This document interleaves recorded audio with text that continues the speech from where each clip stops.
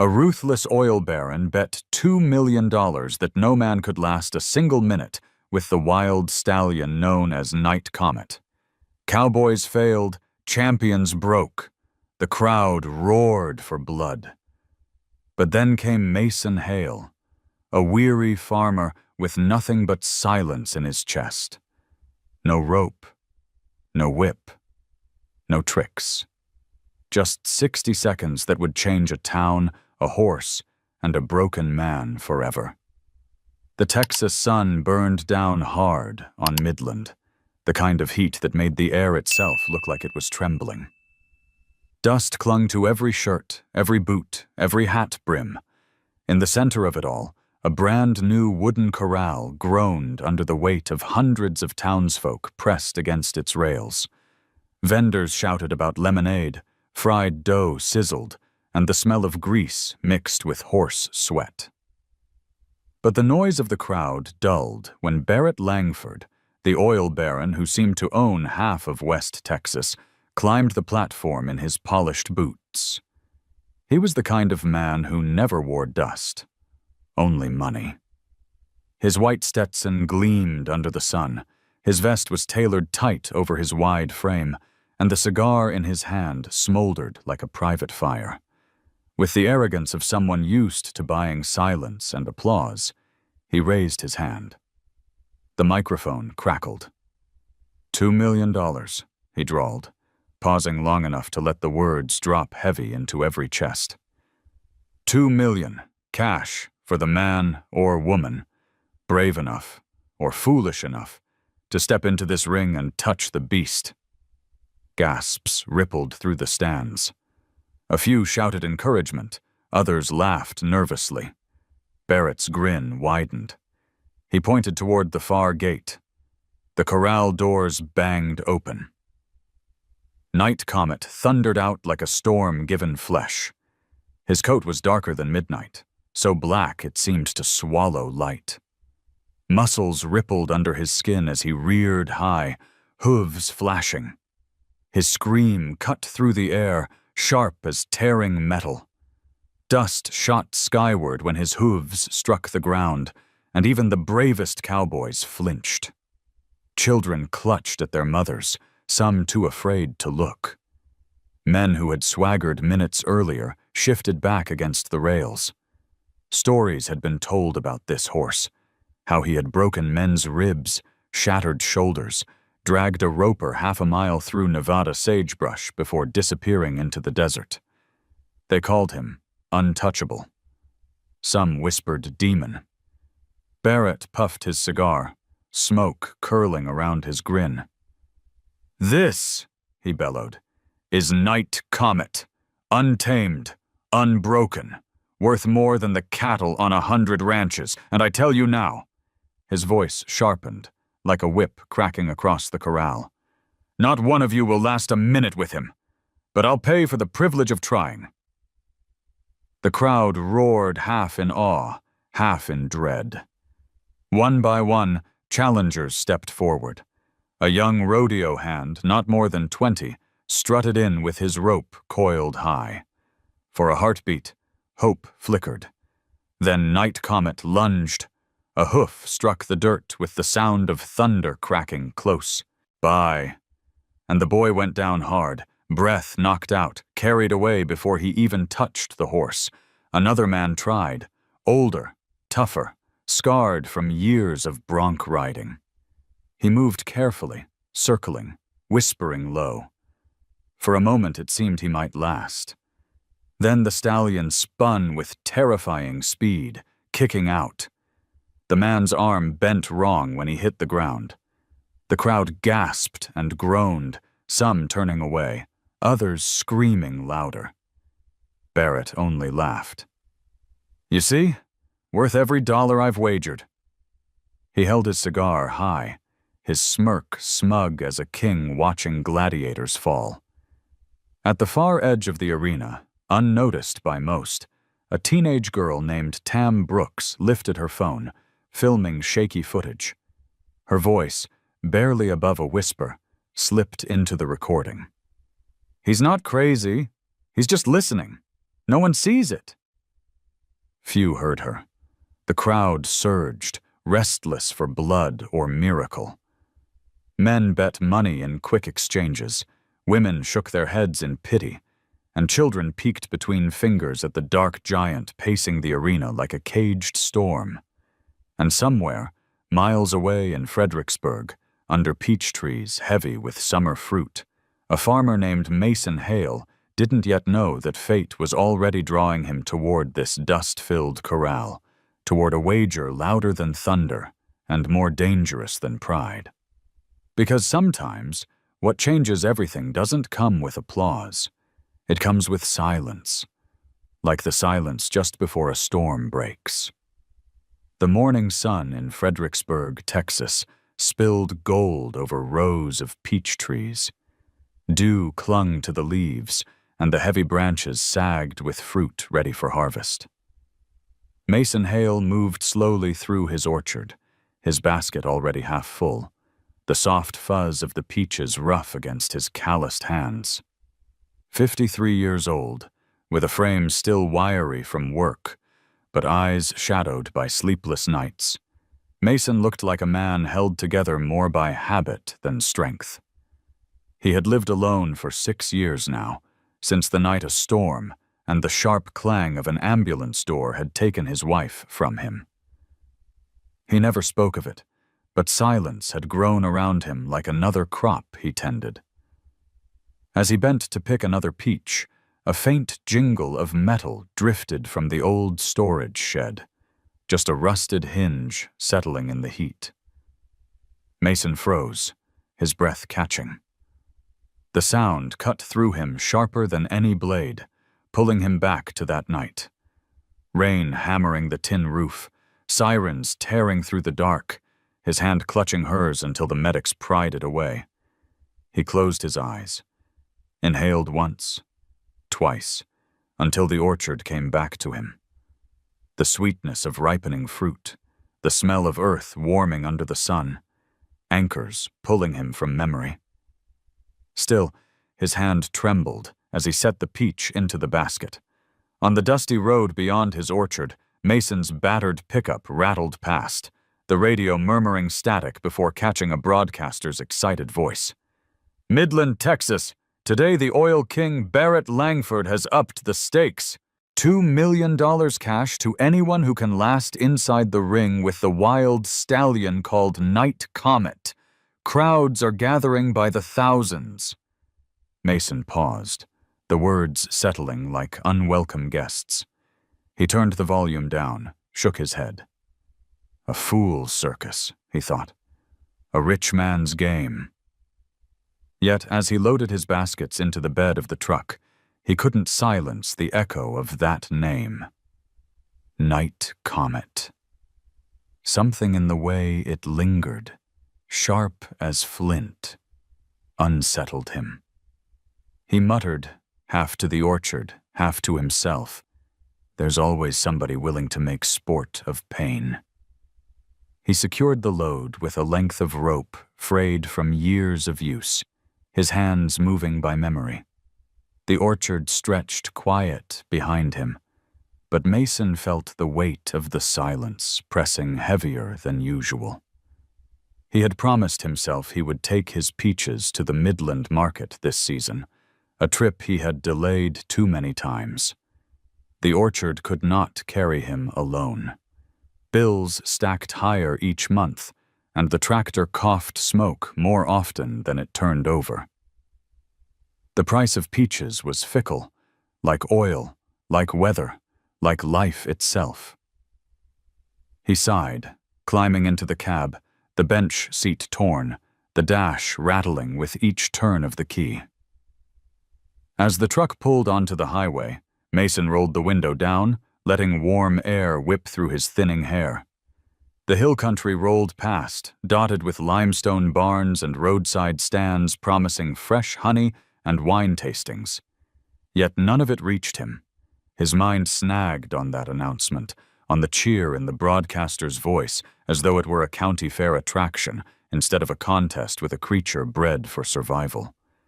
He thought of his wife's last words, barely audible under the roar of rain. Stay with me. But he hadn't managed to hold on. And now, 6 years later, he still found himself gripping the steering wheel too tightly, as if he could anchor the past to the present. The orchard had been his refuge, a place where he could tend life quietly, without challenge, without noise. Yet something about that name, Night Comet, gnawed at him. Maybe it was because people cheered for danger, because they laughed at a creature's pain. Or maybe because deep inside, Mason knew what it meant to thrash against invisible walls, desperate for someone simply to stay, not to conquer.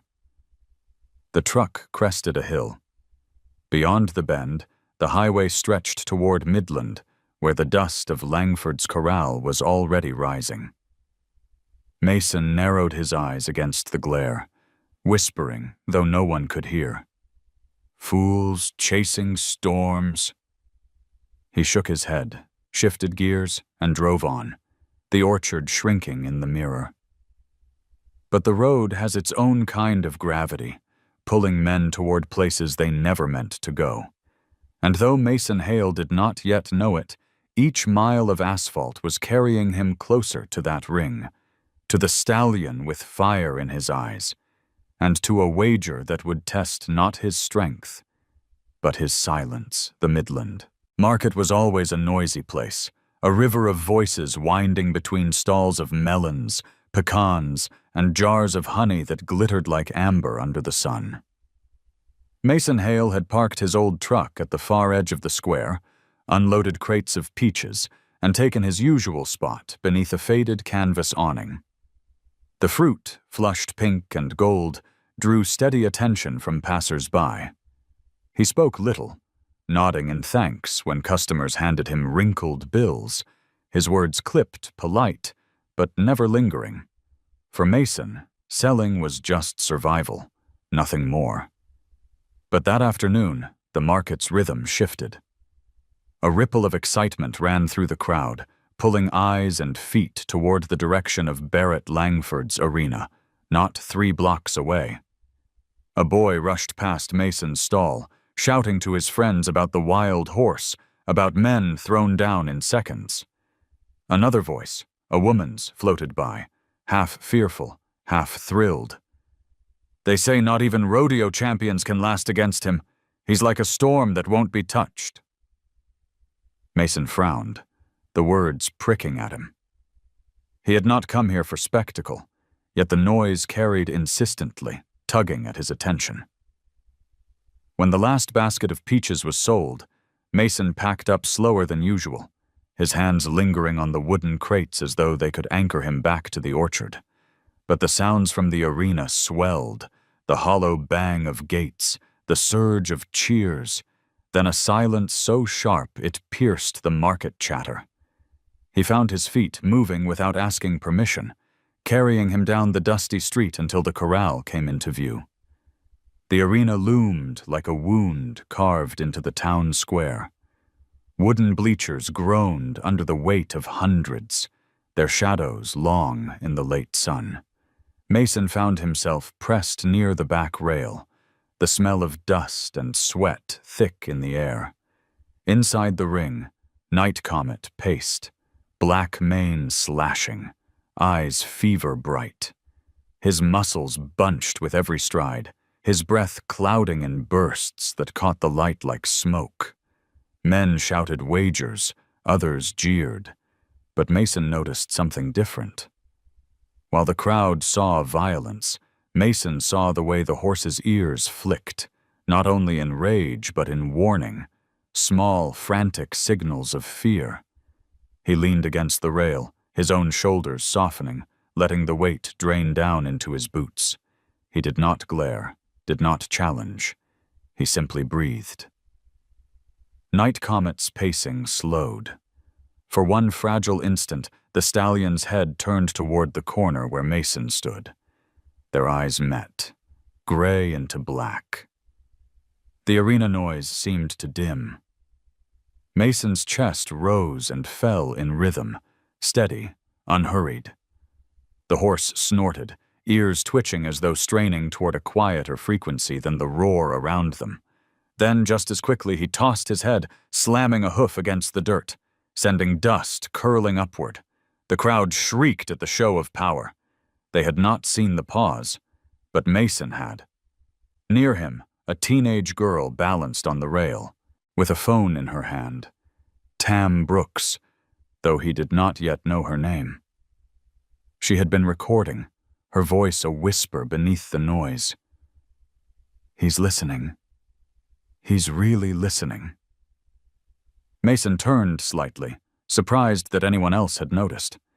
Their eyes met for a breath before she looked away, nervous, yet sure of what she'd seen. Another challenger entered the ring, rope twirling, spurs glinting. The crowd roared approval. Mason stepped back, hands tightening on the rail, his pulse quickening. He told himself he would leave, that he had no business here. But when the cowboy was thrown hard into the dirt, the echo of the horse's scream lodged itself deep inside Mason's chest. He walked away from the arena as the cheers rose again, each footstep slow, reluctant. The image of Night Comet's dark eyes followed him down the street, through the thinning market, and back to his truck. He gripped the steering wheel, staring at his own reflection in the cracked rearview mirror. For the first time in years, his silence felt restless, unsettled. As he started the engine, the voice of the announcer still carried down the wind, wrapping itself around him like an unfinished sentence. $2 million for anyone who dares stand against the storm. Mason's jaw tightened. He didn't want the money. He didn't want glory. But something in him whispered that storms were not meant to be mocked, and sometimes the only way to survive one was to stand still and let it see you. By late afternoon, the light in Midland turned copper, the kind that stretched shadows long and made every splinter in the bleachers glow like embered wood. The crowd had swelled again, as if drawn back by tide. Mason returned, too, telling himself he needed to pass by the arena to reach the highway, then finding his feet stalled by the sound of a microphone warming up. The corral boards creaked, a gullied wind combed at the bunting. Somewhere a vendor clanged a spatula against his griddle, and laughter tumbled after it before dying on the rails. Barrett Langford stepped into the center as if it were a stage built to fit only his stride. His Stetson made its own small moon. His rings winked like little agreements with fate. "We've had our fun," he called. Voice poured smooth through the speakers. "You've seen the bravest this side of Pecos and the quickest this side of Cheyenne. But it seems," he tipped the brim toward the far corner where Mason stood half in shadow, "we've also had a tourist who thinks he can preach quiet to a storm." Head swiveled. Mason didn't move. He had the polite stillness of a man waiting his turn at the feed store. Barrett smiled like a dealer cutting fresh cards. $2 million stays on the table, but the rule changes. Touchings for children. I'll pay for presents." He let the word hang, then snapped it shut. 60 seconds in the ring with Night Comet, no rope, no whip, no tricks, without him bolting or breaking you. That's worth money. A gust rolled dust across boots and denim. In the hush, Night Comet's hoof rapped once against hardpan, a clean sound like a tap on a glass. The stallion traced the fence line, nostrils flaring toward the metallic taste of microphone and bolts. "Sir?" A calm voice cut across the speakers. Dr. Aria Montoya stood at the rail with a clipboard tucked to her ribs. Hair braided, sleeves rolled, she looked like a person who'd learned that presence was a tool when used gently. "If you want a fair trial of presence, you'll cut the PA system during the attempt. He's sound sensitive. That's not coddling. That's baseline welfare." Barrett's smile didn't move, but the corners hardened. Doctor, I'm selling a show, not a church service. Sheriff Deke Collier stepped from the gate, thumbs hooked in his belt, the brim of his flat hat lowering shade across a weathered brow. Barrett, county ordinance says animals can't be subjected to unnecessary amplification during public exhibitions. If a participant asks for reasonable mitigation, we honor it. Keeps the lawyers out of our Sunday. A little ripple of relief moved the front rows. Mason let his shoulders soften a fraction, then tightened again, because old habits are loyal. Barrett's laugh skimmed the surface of a frown. Fine. Kill the mics during the attempt. He pivoted toward Mason. You, farmer, you want in, or are we wasting daylight? Mason glanced once at Night Comet. The horse's ears were pricked, measuring every small inflection of the world. Mason could almost feel the map of fear and pain that lived under the hide. The hot seam at the scar on the left shoulder, the tightness in the front feet where the ground asked too much with every pivot. He swallowed. Not today. Booze and laughter crashed together. A boy near the rail yelled that the farmer was scared. A woman said God gave good sense to the humble. A man with a trophy buckle announced loudly that courage didn't clock in only at sunrise. Aria didn't look away from Mason. You saw him hear you this morning, she said, just above the noise. You changed your breathing. He changed his. That's not an accident. Mason cleared his throat. It had a dry, unused sound, like a hinge working itself back into the world. I'm not here to win a purse. Barrett leaned on the top rail, savoring the theater. No? Mortgage refinance got you comfortable then? The line got the cheap chuckles he'd paid for with ego, and a few people yelled about how they wished they could ignore $2 million and a headline. Mason let it pass through him like wind through a screen. If the bet is about presence, he said, then give me 3 dawns. No crowds, no mics. I'll stand outside the fence at first. He chooses whether to come closer. You want time? Barrett's smile dared him. Time costs. Time is the only thing that buys trust, Aria said. You want a clean 60 seconds. Let the man earn the right to ask. Sheriff Deke's voice followed like a gavel landing soft. 3 dawns. My deputies will cordon the east side. No amplification. The vet supervises. We all go home with fewer headaches. Barrett rolled the cigar between his fingers, a little ash falling like half-shed pride. 3 dawns. On the 4th morning, he steps in. If he can keep that animal with him for a minute, unforced and unbroken, I'll honor the wager. He cut his eyes at Mason. And if he can't, this town gets its spectacle, and we get on with our lives. Tam Brooks had edged closer, phone forgotten in her pocket. Sir? She asked Mason, tentative as a sparrow on a rail. When you stood still earlier, he turned his ear to you. I got it on video.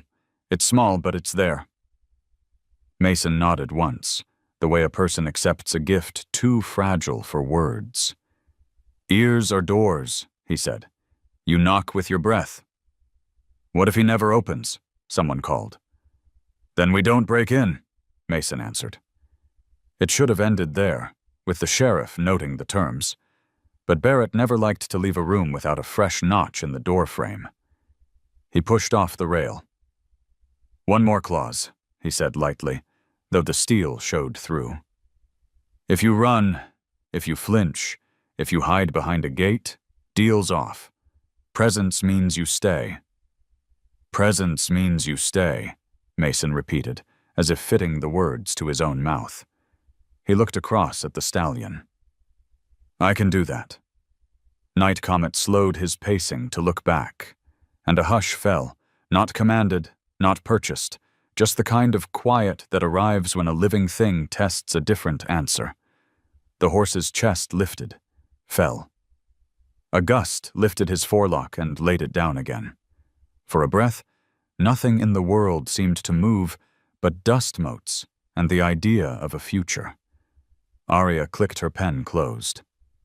"Dawn," she said, to no one and to everyone. "We'll start at dawn." The crowd's noise returned in careful increments, like a town waking from a strange dream and finding it had not embarrassed itself. Vendors resumed their calls. A sign for farm insurance knocked gently against a post. A banner advertising online therapy fluttered and stilled. Mason noticed each detail the way a person notices exits in a new room. He also noticed his hands, steady now, resting open against the rail. Sheriff Deke came alongside. Up close, the lines at the corners of his eyes looked like dry riverbeds. "You sure about mornings?" he asked, voice low. "Less spectacle, more work." "That's the point," Mason said. "Spectacle's loud. Work is quiet." He hesitated. "I'll need the far pen on the east side. No tin-type fences, no loose chain. Clean ground. And if there's a way to deaden whatever's clanking on that gate, I'd be obliged." "I'll send a man with rubber ties and sense," Deke replied. "You staying in town?" Mason thought of the thin envelope of bills in his glove box, the past due notices folded square under a magnet on his fridge, the way late-night commercials whispered about life insurance and veterans' benefits and debt consolidation to empty kitchens. "There's a cheap motel out on Highway 80, he said. "I'll manage." "Take this," Arya said, scribbling on a card. "Address of a boarding stable with quiet stalls. I can comp the first 2 nights. Consider it professional bias." He accepted the card and the generosity with the same nod. Tam hovered, bright and earnest. "I'll be there," she blurted. "Not in the way, just behind the camera. People should see when a person tries something different. Not for clicks, I swear." "Clicks pay bills," Mason said, the corner of his mouth tilting. "Just don't sell him for them." Tam flushed. "I won't."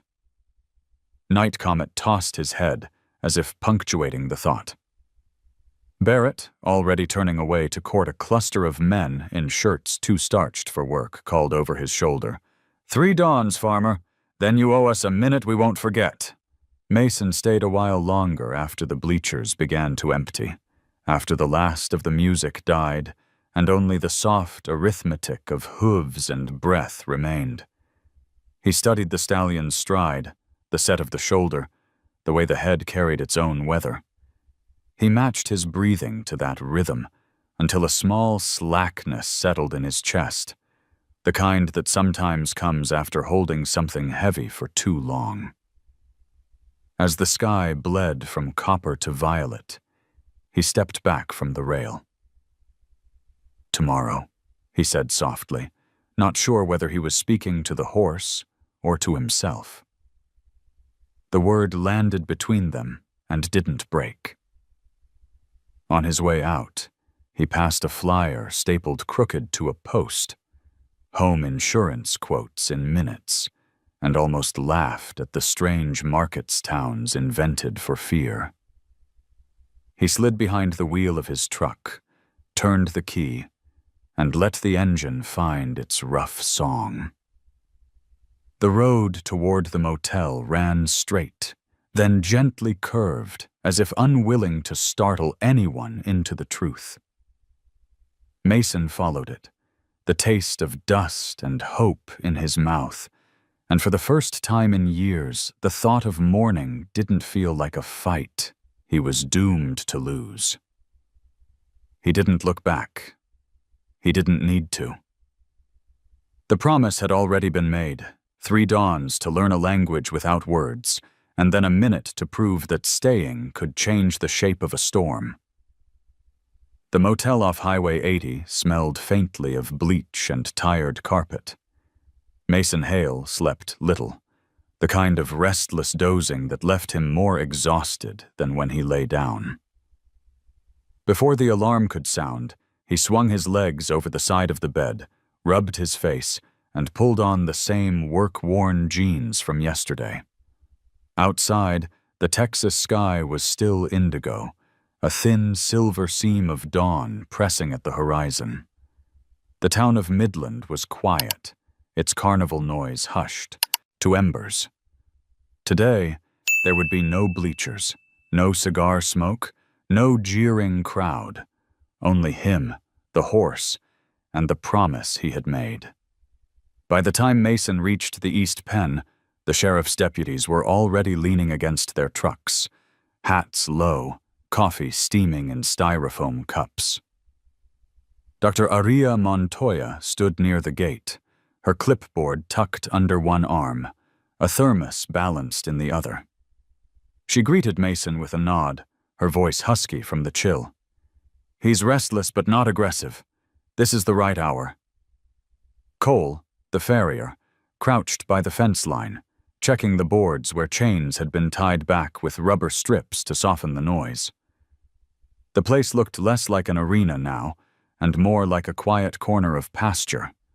Bare earth, shadowed fence posts, and a stillness thick enough to notice your own heartbeat. Mason set his boots into the dirt, each step deliberate. He did not carry rope or feed, only a steady breath. Night Comet stood in the far corner, a hulking silhouette against the bruised sky. Steam lifted from his nostrils in pale bursts, his ears cutting the air like blades. For a moment, the stallion's body coiled tight, as if bracing for another chase, another clash. But Mason did not challenge him. He leaned against the rail outside, shoulders loose, chin low, and simply exhaled. The breath stretched long, 4 counts in, 6 counts out, until it sounded less like exertion and more like surrender. Mason's chest rose and fell with the rhythm of an orchard breeze, the way he used to breathe when he listened to the sound of ripening peaches settling into summer. Night Comet shifted his weight, nostrils flaring. The deputies stopped talking. Even Aria stilled her pen. For 10 long minutes, nothing happened except the simple symmetry of one man breathing and one horse pacing. Then, without warning, Night Comet stopped. His ears flicked backward, not in rage but in concentration. He turned his head a fraction toward Mason. Dust lifted from his forelock. A sigh, almost imperceptible, rattled out of his chest, the first sound of release. Mason felt it ripple through him, as if the horse had borrowed his lungs to let something go. It was not triumph. It was not spectacle. It was a beginning. Mason closed his eyes, let the moment expand, and whispered, "Good." Not praise, not command, just acknowledgement. Tam Brooks appeared suddenly, sneakers crunching the gravel. She had woken early, camera dangling useless at her side. Aria frowned but said nothing. The girl's presence was as quiet as a prayer. Tam hugged her arms, whispering, "He heard you again." Mason only nodded. He knew better than to gild silence with too many words. The sun began to climb, staining the corral boards with gold. Night Comet pawed once at the dirt, then walked away, circling the far side of the pen with restless energy. The connection had thinned, but not broken. Mason lifted his hand just slightly, palm open. The horse did not return, but his ears flicked toward him, as if filing the gesture away. By the time Mason stepped back from the rail, his shirt clung with sweat, though the morning was cool. He felt drained, yet lighter. Sheriff Deke met him with a nod. "That looked like something," he said, though his voice carried the careful caution of a man who didn't want to claim more than truth. Aria scribbled on her clipboard. "First sign of co-regulation," she murmured, half to herself. "That sigh wasn't random." Mason looked once more at the stallion, who now grazed at nothing, chewing the dawn air as though it held secrets. He felt a tremor in his own fingers, the familiar aftershock of touching pain without hands. He flexed them open, steadying. "Tomorrow," he said softly. Arya caught his tone. "Yes," she agreed. "Tomorrow." The deputies scattered, the girl finally shouldering her camera again, and Mason climbed into his truck as the town stirred awake behind him. Billboards for life insurance, online therapy, and mortgage refinance slid past in the rising sun. He barely noticed them. His mind was still with the stallion, with the sigh that had broken the heavy morning air. It was a small thing, invisible to anyone looking for glory. But to Mason, it was proof that silence could bend the shape of fear. For the first time in years, as he drove toward the motel, he did not dread the hours before sleep. Tomorrow would come, and he would be there to meet it.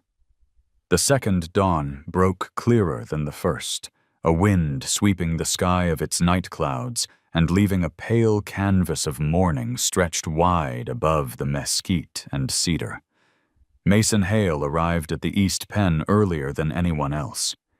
He had not slept. Sleep was an old adversary, but he did not feel the same crushing weight as the day before.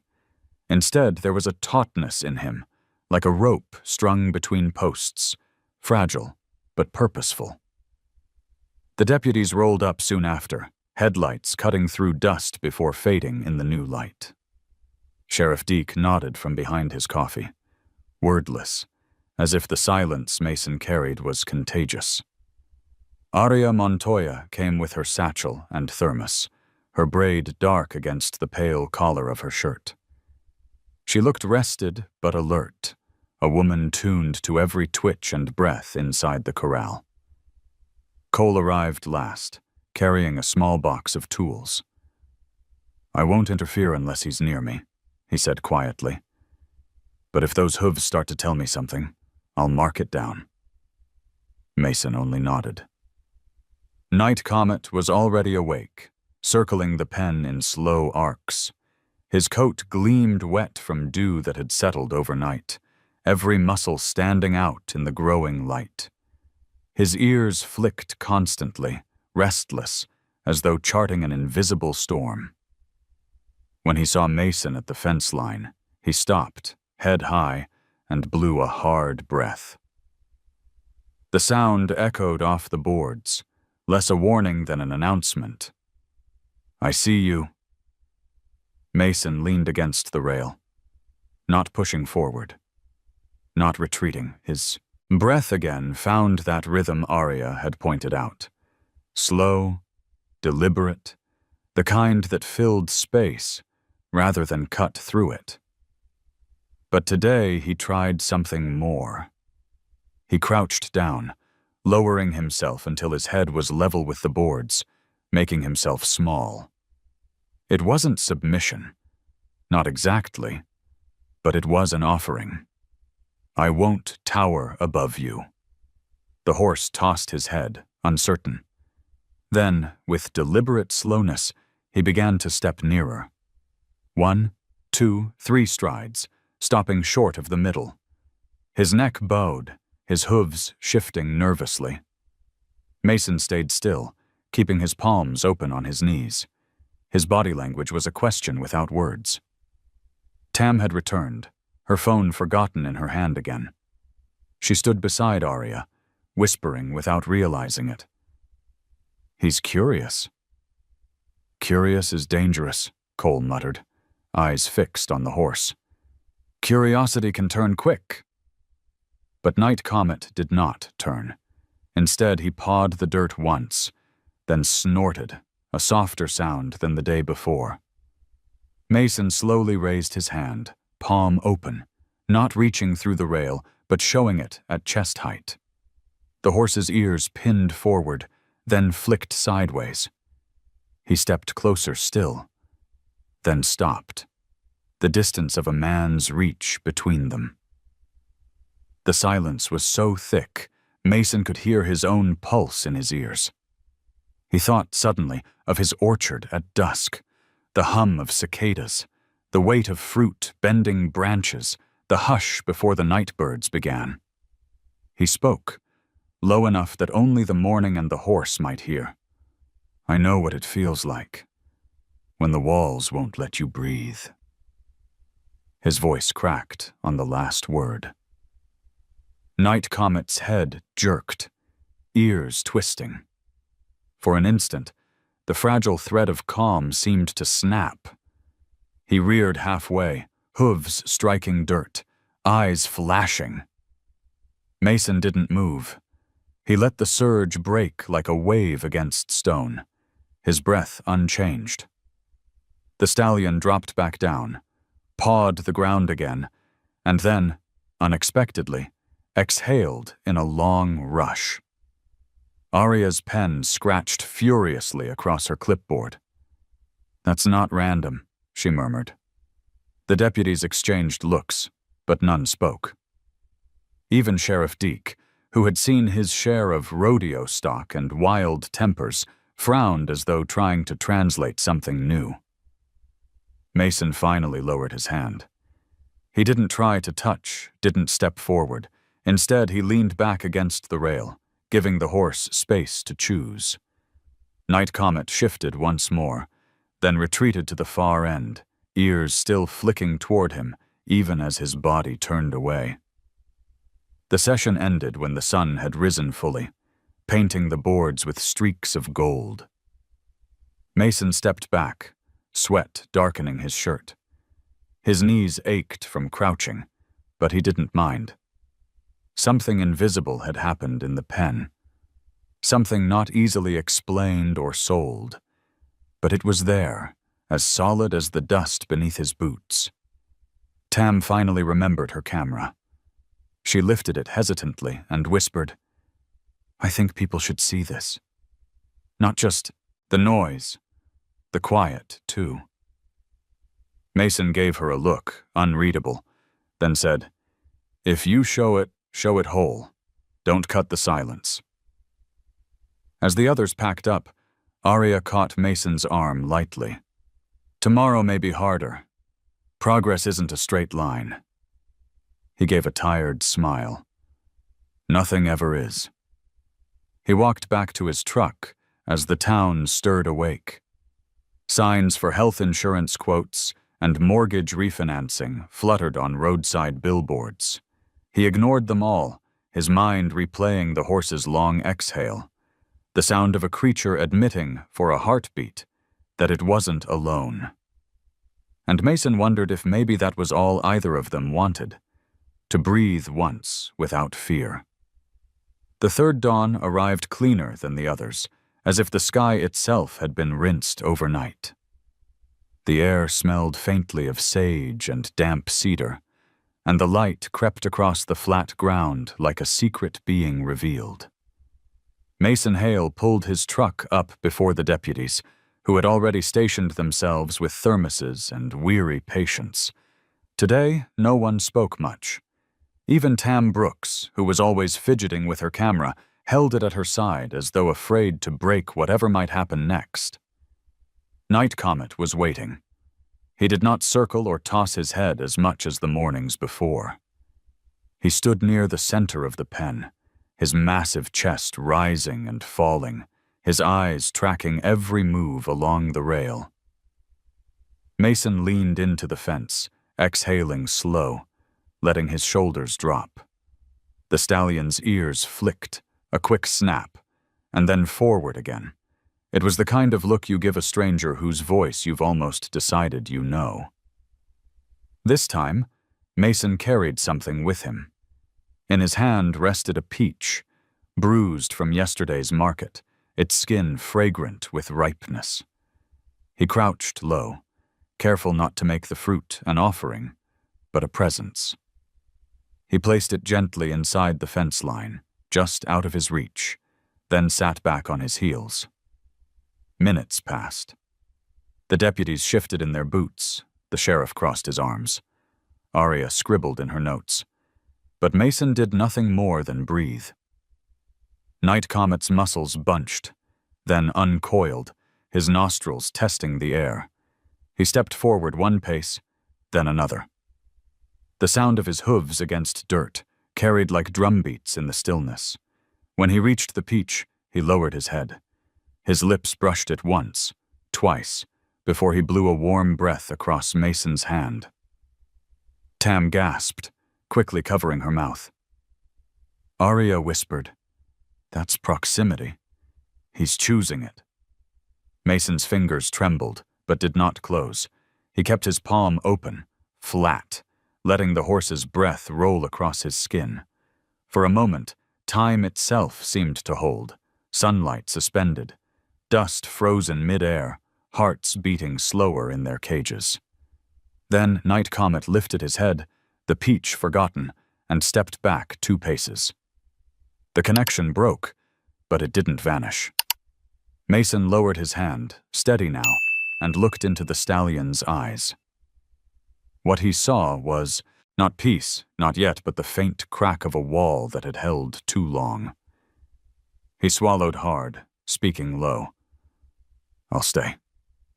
His voice shook, but the words were clear. Night Comet pawed once, flaring his nostrils, then gave a sound deeper than a snort. A short, rumbling exhale that quivered like a door unbolted. Mason felt the weight of years press against his chest, years of silence that had kept him locked as much as the horse had been. His throat ached, his eyes burned, but he refused to blink away the sting. Arya broke the moment softly. "That's trust beginning. Don't chase it." Mason only nodded, standing slowly, his knees stiff. He left the peach inside the fence. Some gestures, he believed, were meant to stay where they were given. When the session ended, the deputies dispersed quietly. No one clapped, no one cheered. Even Tam didn't reach for her phone until the horse had wandered back to the far end. Mason walked to his truck, his body aching, but his spirit oddly steady. Sheriff Deke joined him at the tailgate. "That was something," the sheriff said, voice low, respectful. "Don't know what name to give it, but it was something." Mason managed a tired smile. "Not everything needs a name." Driving back toward the motel, he passed billboards flashing their promises, life insurance quotes, student loan refinancing, healthcare plans, each one loud with easy answers. He thought of the horse's warm breath across his hand, of the way silence had carried more weight than all the words in the world. Some things, he decided, couldn't be bought, couldn't be insured, couldn't be refinanced. They had to be lived. By the time the truck rolled to a stop, the sun was high, burning off the morning cool.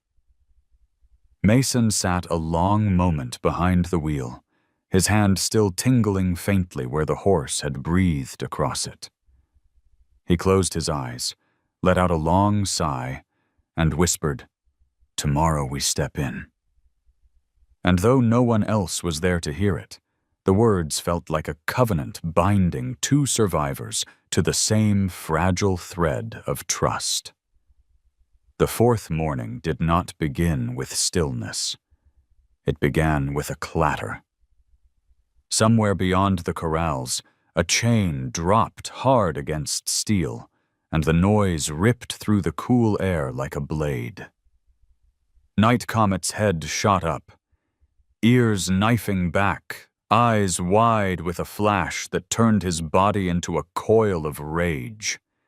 He reared, striking out at nothing, his scream tearing through dawn. Mason Hale froze mid-step at the rail. The sound pierced him too, though for different reasons. He heard not only the horse's terror, but his own memory. The storm-slammed night, when the ambulance door had clanged shut, when rain hammered the roof, and he had been left standing outside, His wife's hand ripped from his grasp. That same metallic violence seemed to split the air again, and he staggered against the fence, clutching the wood with fingers that refused to steady. Sheriff Deke swore under his breath, scanning for the source of the noise. One of Barrett's hired hands, too eager for spectacle, had dropped a chain against the gate deliberately, smirking at the chaos. The sheriff barked an order, sending 2 deputies to drag the man away. But the damage was done. Night Comet stormed the far side of the pen, dirt exploding beneath his hooves, his black body cutting across the pale light like lightning loosed from its tether. "Stay back," Aria Montoya called, though her own voice was tight with alarm. Don't push him now." She gripped her clipboard like a shield, eyes darting between horse and man. Mason could barely breathe. The sound of metal still echoed in his head, loud as thunder inside a room too small. He pressed his palms flat against the rail, forcing his breath out in a slow hiss, trying to find the rhythm that had steadied him before. But it faltered. He closed his eyes, and against the dark he saw his wife's face again, pale in the ambulance light, her whisper carried away by sirens. He whispered back now, words that had lived unsaid for 6 years. "I couldn't save you." His voice cracked open the silence. Aria turned sharply, understanding. Inside the pen, Night Comet pawed and circled, sweat already slicking his shoulders. The stallion's sides heaved with furious breaths, but then, just barely, he hesitated. Mason's voice had reached him, not the words, but the fracture in them. Mason opened his eyes, locked onto the horse, and spoke louder, steadier. "I can't change what broke, but I can stay." The stallion's ears flicked toward him. The scream that had torn through the morning dissolved into a rough, uneven snort. He stopped short of the rail, still quivering with energy, still dangerous, but not striking. Dust drifted around his legs like smoke after a cannon shot. Tam, pale but determined, lifted her camera, whispering almost inaudibly, "People need to hear this part too." Mason's knees trembled. His body felt hollowed out, as though the sound of metal had shaken something loose he had carried too long. Yet his hands, pressed against the wood, were steady now.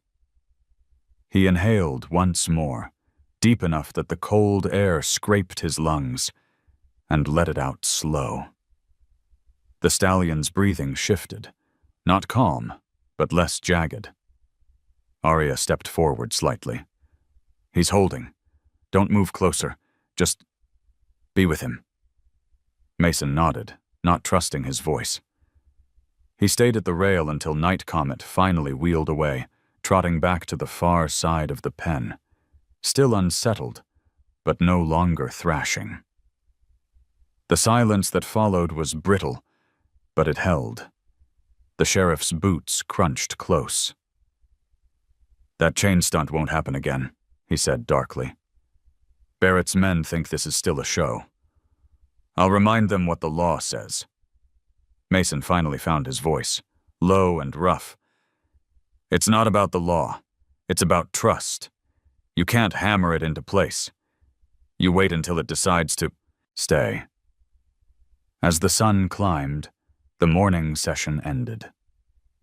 No triumph, no applause, just the bitter aftertaste of near disaster and the fragile thread of a bond not yet broken. Mason walked back to his truck slowly, each step heavy. Tam caught up to him, camera clutched against her chest. "That wasn't failure," she said, her voice fierce despite the tremor in it. "That was real." Mason gave her a tired look, not unkind. "Real doesn't always look like winning." He slid into the driver's seat, hands tight on the wheel, but his chest carried something lighter. Not relief, something sharper. He had said out loud what grief had held hostage for years, and though it broke him, it also made space. In the corral behind him, Night Comet blew a long breath, tossing his head toward the horizon as if echoing the same release. The sound of metal still lingered, but softer now, fading into the wider hush of morning. That evening the air grew heavy, a strange quiet pressing down on Midland, as if the sky were holding its breath. Mason Hale sat on the edge of his truck bed outside the motel, watching the horizon bruise darker with every passing minute. Locals called it a blue norther when the wind changed sharp and sudden, dragging dust and grit across the plains. Tonight, the warning signs were there. Sheets of copper-colored haze rising, the taste of grit already gathering on his tongue. Most people hurried inside, latching doors and windows. But Mason felt an old pull, the same instinct that had kept him sitting beside a hospital bed long after the machines had gone silent. When storms came, he stayed. He drove back to the East Pen, headlights cutting through walls of dust. By the time he arrived, the deputies had already packed up, their taillights shrinking toward town. Only Aria Montoya lingered, her truck angled toward the gate, a scarf wrapped around her mouth. She raised a hand when she saw him. "You shouldn't be here in this," she shouted over the wind. Mason climbed out, squinting against the grit. "Neither should you." Her eyes softened, though her body braced against the gale. "He'll be panicked." She nodded toward the pen. Through the storm's blur, Night Comet's dark figure lunged back and forth, hooves throwing up clouds of dirt that the wind carried instantly away. The stallion's scream tore across the pen, stripped raw by the storm, a sound that sank into the bones. Mason moved closer, gripping the rail to steady himself against the gusts. Dust stung his eyes, plastered his shirt to his chest. He inhaled, coughed, then forced his breath steady again. Aria reached for his sleeve. "You'll get trampled if he breaks toward you." "Then I'll be trampled slow," Mason said hoarsely. He placed both palms flat on the rail, grounding himself. His breath came out ragged at first, then steadied. 4 in, 6 out, the rhythm he had been teaching himself as much as the horse. Night Comet thrashed once, more, rearing high, and the storm lit behind him with a flash of lightning. For a heartbeat, he looked less like an animal, and more like the storm's own body. Mason did not look away. He whispered. Not a command, not even a plea. Just words worn thin by truth. "I'm not leaving." The wind carried the words raggedly, but somehow they seemed to cross the pen. The stallion's ears twitched back, then forward. He struck the ground hard, blowing out through flared nostrils. Mason didn't move. The storm howled around him, dust cutting his skin, but he stayed. Aria pulled her scarf down long enough to shout, "You can't stop him from fearing it!" "I'm not trying to stop it," Mason called back. His voice cracked with the grit, but his eyes stayed locked on the horse. "I'm just trying to share it." Night Comet's pacing slowed. His chest heaved, ribs flaring under the black sheen of his coat. Another burst of lightning etched his form against the fence, and in that stark light Mason saw something shift. The terror was still there, but it was no longer alone. The stallion had begun to mirror him, breath for breath, storm for storm. Minutes dragged like hours. Dust wrapped itself into every crease of Mason's skin. His knees shook, but he did not back away. At last, the stallion halted in the center of the pen, sides quivering, ears pricked toward him. The scream died in his throat, replaced by a rough, guttural snort that sounded almost like surrender. The storm did not pass quickly. It battered them both until dawn's edge glowed faintly on the horizon, until the wind began to unravel and the dust sank back to the ground it had borrowed. When the first pale light broke through, Night Comet stood in the middle of the pen, legs planted wide, head lowered. He looked exhausted, but he had not destroyed himself against the rails. He had stayed. Mason collapsed back against the fence, lungs burning, eyes streaming from grit and fatigue. His shirt clung with sweat and dust, but his hands, still braced on the rail, were steady. He turned his head toward Aria, who stood silent, her clipboard forgotten, eyes wide in disbelief. "He stayed," Mason rasped. She nodded, unable to answer. The weight of the night pressed too heavy for analysis. By the time Mason finally left, the streets of Midland were coated in a film of dust, every sign and billboard muted by the storm's memory. His truck rattled over the rutted road, headlights pale in the new light. He pulled over once, just outside town, stepping into the still air. His knees trembled, his chest still raw, but he looked back toward the corral. For the first time, he did not think of the storm as something that had broken him. He thought of it as something that had stayed beside him, and something he had chosen to stay inside of. Long enough that fear had turned into something else. The morning of the wager arrived with the kind of brilliance that made even Midland's dust look like gold. Sunlight washed the wooden bleachers, and the crowd returned in waves, louder than ever.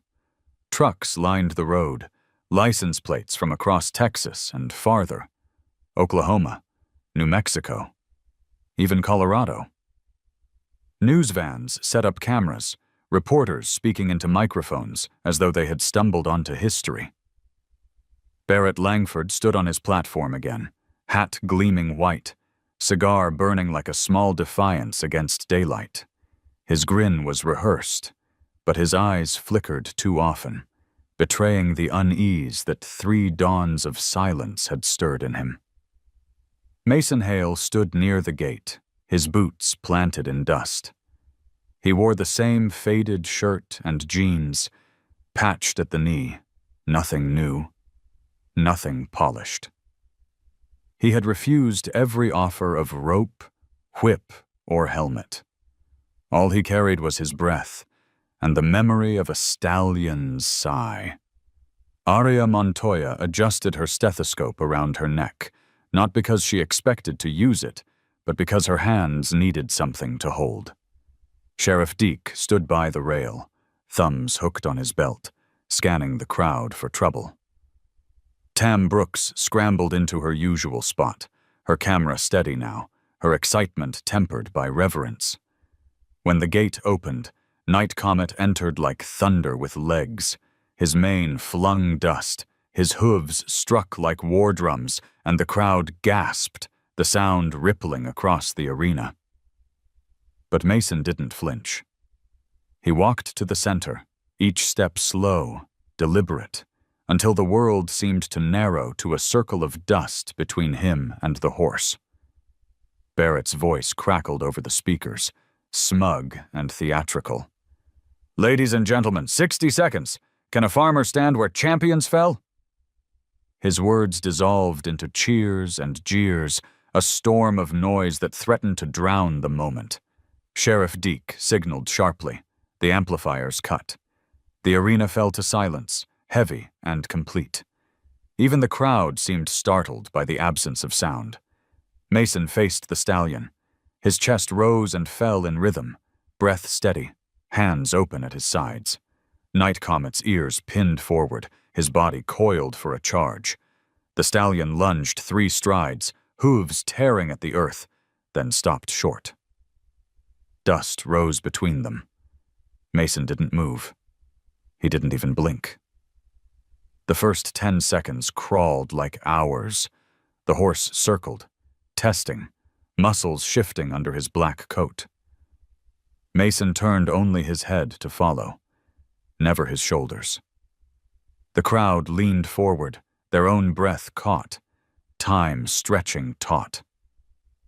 At 20 seconds, Night Comet swung in close, hot breath striking Mason's chest like fire.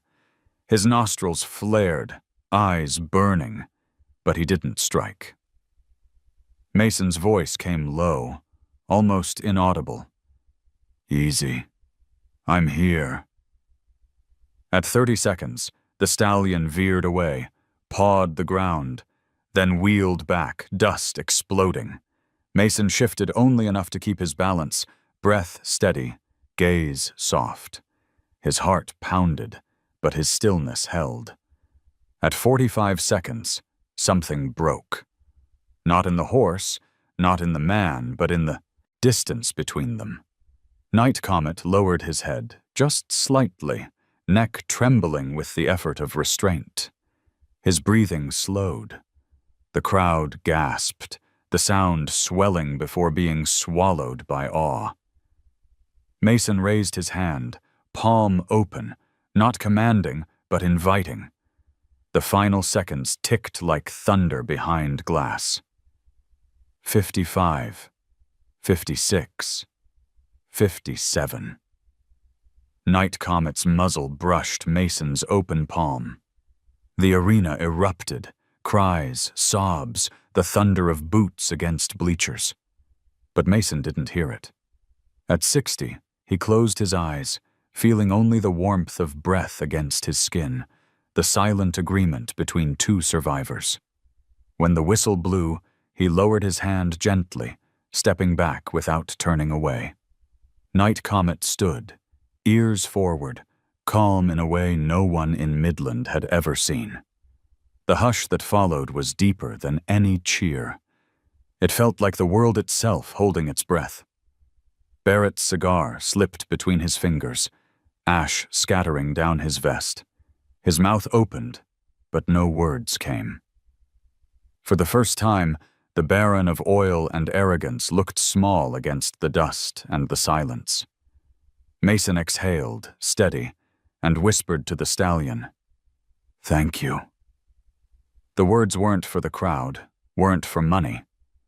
They were for the horse who had allowed a man to stay inside his storm without breaking. The roar of the crowd still hung heavy in the air, echoing off the boards like thunder, reluctant to fade. Mason Hale stood at the center of the ring, dust clinging to his shirt, his hand tingling faintly where Night Comet's muzzle had pressed. For him, the world had narrowed to that fragile warmth, the quiet exchange between man and horse. But outside that silence, greed and pride were already gathering their voices again. Barrett Langford slammed his palm on the rail, cigar ash spilling down his vest. His face flushed with anger, though his grin remained plastered on like a mask. "Not so fast," he barked into the microphone, his voice distorted now, no longer smooth. This was no victory. That animal's been tampered with, fed, doctored, coddled. This was theater, not trial." His words cracked against the hush like a whip, and the crowd muttered uneasily. Some jeered in agreement, others shook their heads. Sheriff Deke strode into the arena, boots grinding on the packed earth. His voice cut through without the need of a speaker. "Barrett, you set the terms. 60 seconds of presence. He did it, in front of all of us. That's the deal." Barrett sneered, tugging his cigar back between his teeth. "Presence? That's child's play. Anyone can stand still while a tired horse takes a nap. The wager was for strength, not parlor tricks. You want my money, farmer? Ride him. Show us you can master him." The crowd erupted, some cheering the challenge, others groaning in disbelief. Mason didn't move. He stood where he was, dust settling around him, hands at his sides. Finally, he spoke, voice even.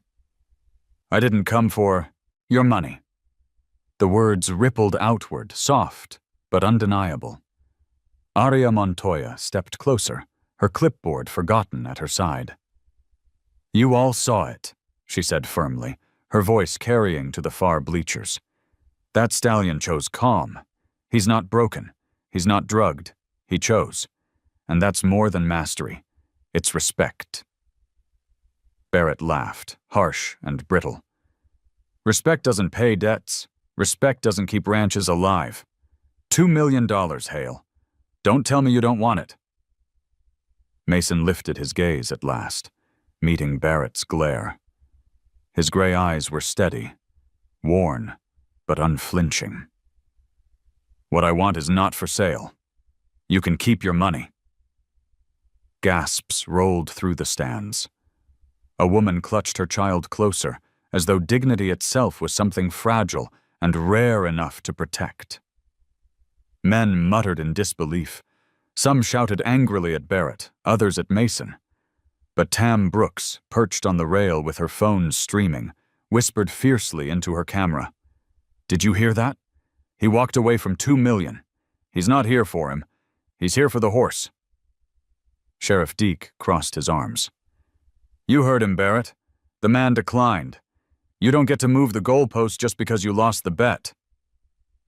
Barrett's jaw worked furiously. He gestured to his assistants, and one of them dragged a leather case into view, snapping it open with practiced showmanship. Inside, neat bricks of cash gleamed under the sun. The sight drew a roar from the crowd, a storm of greed and awe. "This is real," Barrett declared. $2 million, waiting. All for you, farmer, if you've got the guts to earn it." Mason looked at the case only once, then turned his eyes back to Night Comet, who stood near the far rail, ears still trained toward him. The stallion was calm, though his muscles twitched with leftover energy. Mason took a step back, away from the money, away from the spectacle. "You don't understand," he said, his voice rough but strong. "I'm not trying to own him. I'm trying to let him be." For a heartbeat, the arena was silent. Then a murmur began, small but insistent, growing louder as it spread. "He won already. He proved it. The horse is different. He's not lying." The words swelled until even the jeers faltered. Arya lifted her chin. What happened here wasn't weakness. It was change. And change doesn't need your money to prove it. Barrett's smirk faltered. For the first time, he looked smaller, hunched against a current he could no longer control. He slammed the case shut and growled, "This isn't over." Mason walked toward the gate, each step steady. Sheriff Deke opened it for him without a word. As Mason passed, Tam called out, her voice cracking with emotion. "Mr. Hale, what will you do now?" Mason paused, dust swirling around him, and glanced back once at the stallion. "Take him somewhere he doesn't have to fight to breathe." The crowd erupted, not with jeers, this time, but with applause, raw and uneven, the sound of something shifting in their hearts. Barrett shouted again, his words drowned out. For once, his wealth couldn't buy the ending. Mason stepped through the gate, shoulders heavy but unbowed. The stallion stayed where he was, ears following him, as if already waiting for the next chapter they would write together, far from this arena of smoke and pride. The morning after the wager, the town of Midland still buzzed with stories, taverns echoing with arguments about whether a farmer's quiet counted more than a cowboy's rope. But Mason Hale did not linger to hear them. He stood at the corral before sunrise, watching as deputies swung the gate open one last time. Night Comet emerged, no ropes biting into his hide, no chains rattling to spur fear, just the wide road ahead, lit by the faint silver of dawn. Cole Ramirez, the farrier, adjusted the old trailer Mason had borrowed from a neighbor. "He won't load easy," he muttered, though his hands worked with unusual care. Animals that have known chains remember them too well. Mason placed a palm against the cool metal side of the trailer, steadying his breath. Then I won't rush him. For 2 hours, he waited, sitting near the ramp, never looking straight at the horse, humming low as the sun climbed higher. Night Comet circled wide, nostrils flaring, hooves pawing the ground. The crowd from yesterday had dissolved, leaving only a few curious ranch hands, and Tam with her quiet camera. Finally, with a snort that sounded more like defiance than surrender, the stallion stepped onto the ramp. Mason didn't clap, didn't cheer. He only whispered, "Thank you," as the horse settled into the trailer's shadow. By mid-morning, Mason's old truck rumbled out of Midland, the trailer swaying gently behind it. The road stretched long and empty, dust rising behind wheels. For the first time, Mason felt distance wedge itself between him and Barrett Langford's empire. He could breathe again. Highway billboards shouted their promises: cheap auto insurance, mortgage refinancing, life coverage for less. But Mason barely saw them. His eyes flicked often to the side mirror, catching glimpses of the dark figure shifting inside the trailer. Aria followed close in her truck, her hand raised in a small wave when their eyes met at a stoplight outside Odessa. Cole rode behind them in his van of tools. And Tam, though her mother had scolded, trailed anyway, determined to keep the camera rolling. At a rest stop near Monahan's, Mason pulled over. The land spread out in rippling dunes, the wind brushing them into soft lines. He opened the trailer door slowly. Night Comet stamped once, ears alert, but he didn't bolt. Mason leaned against the doorframe, letting the horse taste the open air. Dust swirled around them, but this was no arena.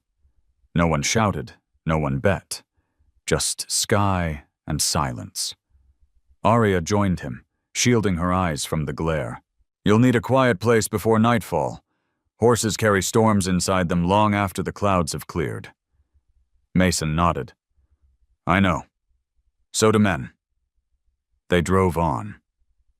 The miles unfolded steady, the world flattening into desert, then rising into mesas as they neared New Mexico.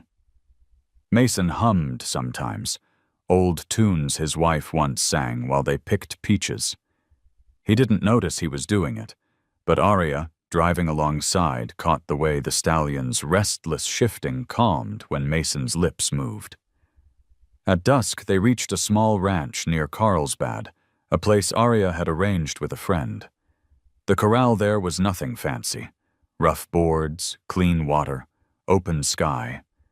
Mason backed the trailer up, heart thudding. When the door swung wide, Night Comet stepped out slowly, head high, nostrils working. He tossed his mane, pawed once, and then, without frenzy, walked into the pen as though claiming it. Tam gasped softly behind her camera. Cole whistled low. "Never seen one move like that after a haul." Mason gripped the fence post, relief shaking through him. The horse was here, free of the noise, the chains, the smoke of cigars. He whispered again, words almost lost to the wind. "No chains anymore. Not for you. Not for me." As night came down, stars pricked the wide sky. Mason sat on the fence rail long after the others turned in, watching the stallion graze under the moonlight. He thought of the orchard he had left behind, of the silence that had been a cage more than a comfort. Now, for the first time, silence felt like something shared.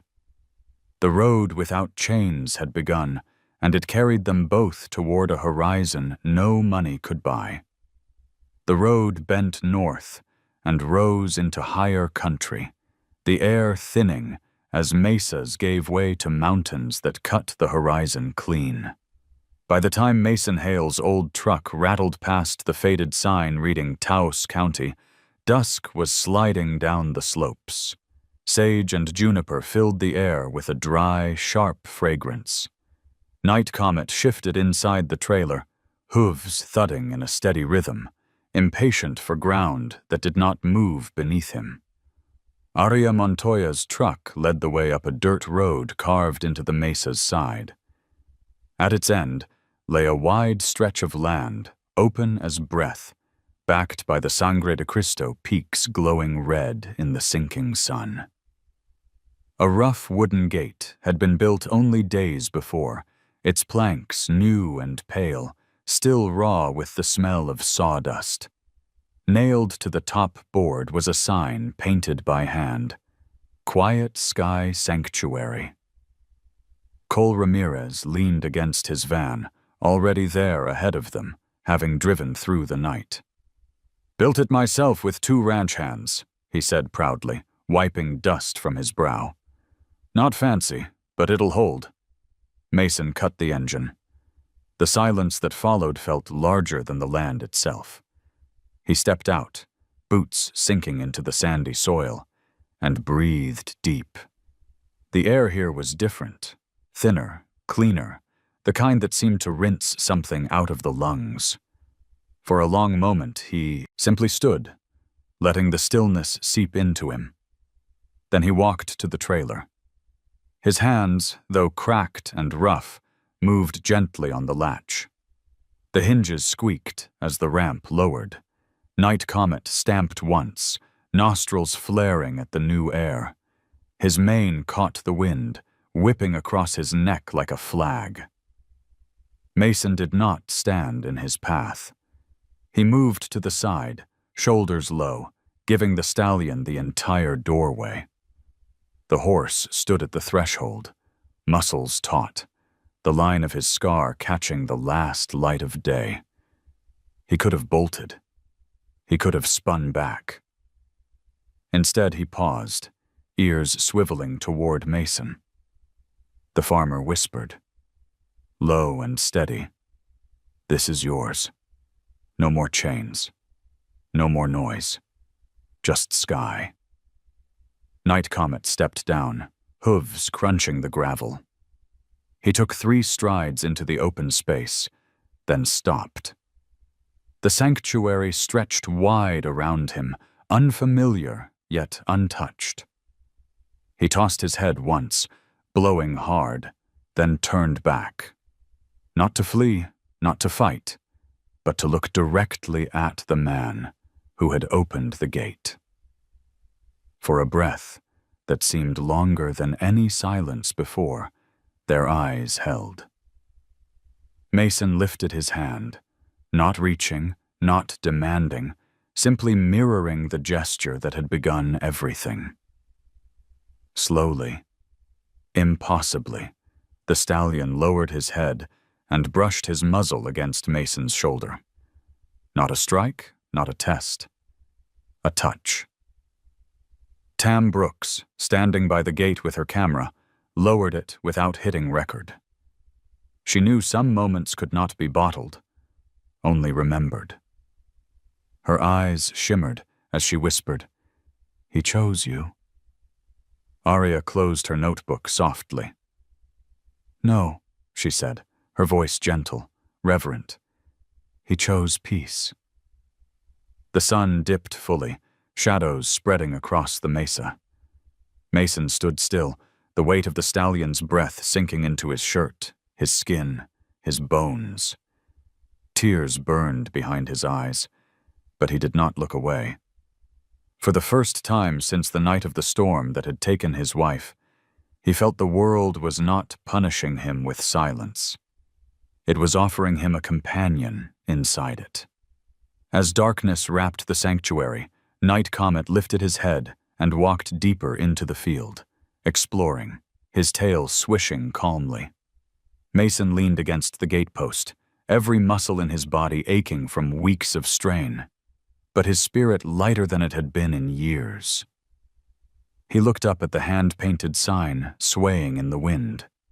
Quiet Sky. It was not just the horse's home now. It was his, too. Autumn settled gently across Taos. The mesas brushed in copper light, mornings cool enough that breath rose in pale threads. At the Quiet Sky Sanctuary, Mason Hale worked slowly, repairing fence rails, carrying buckets, stacking hay in neat lines. Night Comet had grown calmer, roaming the wide field, his body loosening in ways Mason had never seen in Midland. The stallion still startled at sudden sounds, but no longer with the violence of fear, more with a quick snort and a lift of his head before settling again. Each day, Mason learned a new rhythm, and each day, the silence felt less like an enemy. One afternoon, Tam Brooks arrived with her mother, carrying a stack of handmade flyers. "We started something at school," she told Mason, cheeks flushed with the thrill of it. "A day where everyone just stays quiet for 5 minutes. No phones, no music, no talking, just breathing. We call it the Day of Silence." Her eyes shone as she added, "We want to do it here. With him." Mason blinked, caught off guard. The idea seemed fragile, childlike, and yet something in it resonated. He thought of the 60 seconds in the arena, of the sigh at first dawn, of the storm endured by simply staying. He nodded. "Then let's do it right." A week later, students and townsfolk gathered at the sanctuary. Some came curious, some skeptical, some simply for the excuse to be outside. Arya moved among them quietly, explaining boundaries, making sure the horse would not be crowded. Sheriff Deke showed up in his uniform, standing off to the side, his presence a kind of steady anchor. Even Cole came, though he muttered about kids and their fads as he leaned against the gate. When everyone was in place, Mason raised his hand. 5 minutes, he said simply. No talking, no noise, just breathing. The gate swung open, and Night Comet stepped into the corral. For a moment, tension rippled through the crowd. Would he charge? Would he spook? But the stallion only walked slowly to the center, his coat shining under the late sun. Mason leaned against the rail, closing his eyes, letting his breath set the pace. Around him, the crowd fell into stillness. The usual hum of conversation dissolved until only the sound of wind in the sage remained. The first minute was awkward. Children shifted. Adults stifled coughs. But as the minutes passed, the silence deepened. People began to notice the weight of their own breathing, the sound of hooves against earth, the way dust curled in soft spirals when Night Comet exhaled. At the third minute, something shifted. The stallion lowered his head, relaxed through his shoulders, and gave a long, rolling sigh. The sound carried across the corral like a benediction. A few people gasped softly, but then remembered themselves, holding still. Tam filmed quietly, tears streaking her cheeks, whispering only after the timer clicked over to 5. He did it again. He trusted. When Mason opened his eyes, he saw faces transformed. Hardened ranchers looked younger, lines of grief softened. Children who usually fidgeted stood still, wide-eyed. Even Sheriff Deke had tilted his hat back, his jaw unclenched. For those 5 minutes, the sanctuary had held them all inside the same quiet that had once felt unbearable to Mason. The silence ended not with cheers, but with an exhale. Dozens of people releasing their breath together, as if some invisible weight had been carried out of them. Mason climbed down from the rail, dust on his boots, voice low. That's all it takes. Staying. Breathing. letting the silence do what words can't. Night Comet ambled back toward the far fence, tail swishing, head low. He was no spectacle now, no beast of wager or fury. He was simply himself, alive, present, calm. And in that moment, everyone watching seemed to understand that the miracle wasn't taming him. It was learning to share the silence he carried. As the crowd dispersed, Tam pressed her phone into Mason's hand. On the screen, the video showed Night Comet's sigh, sunlight glowing on his mane. "We'll share it," she said, "but not for clicks, for hope." Mason smiled faintly, handing it back. "Hope's worth more than money." The wind rose again, rustling the sage, carrying with it the sound of breaths released, breaths held, and breaths shared. The day of silence had ended, but its echo lingered in the air like a promise. Winter crept down the Sangre de Cristo peaks, dusting the higher ridges with white, but the mesa around Quiet Sky Sanctuary held its dry calm. The air carried a sharper bite, the kind that made breath visible with every exhale. Mason Hale rose before sunrise, as always, though now his mornings were less about labor and more about keeping rhythm, feeding, watching, and learning the ways of the stallion who had come to anchor his silence. Night Comet had changed. He no longer startled at every shift of shadow. He still disliked the clang of loose tools or the squeak of a gate hinge, but his reaction was no longer terror. It was alertness that settled quickly back into calm. Some evenings, as Mason leaned against the fence, the horse would wander close enough to rest his muzzle against the rail, exhaling warm clouds into the cold air. Mason never reached across, never forced touch. Trust was not a prize to seize, but a gift to receive. The town of Taos began to visit more often. Families came on weekends, curious not about a spectacle, but about the stillness. Children learned to stand quietly, waiting for the stallion's ear to flick in their direction. Adults who carried their own invisible storms found something in the hush that reminded them they weren't alone. The day of silence had become a tradition, repeated once a month, each time deeper than before. It wasn't a show. It was a practice, a way of remembering that hearts could heal in quiet. On one such evening, as the sky dimmed purple and stars stitched themselves into place, Mason stood in the corral. He pressed a hand against his chest, feeling the steady drum of his heart. Once, that beat had sounded like iron striking, harsh and unrelenting. Tonight, it was different, softer, slower, no longer echoing like metal in a cage. He whispered, almost in prayer, "Not iron anymore." Night Comet lifted his head from grazing and walked toward him, slow, deliberate. Mason did not move, did not breathe heavy, only waited. The stallion stopped beside him, shoulder brushing his arm, their breath rising together into the cold air. Mason closed his eyes. For the first time, he felt not just trust, but belonging. Tam was there too, camera lowered, her voice hushed.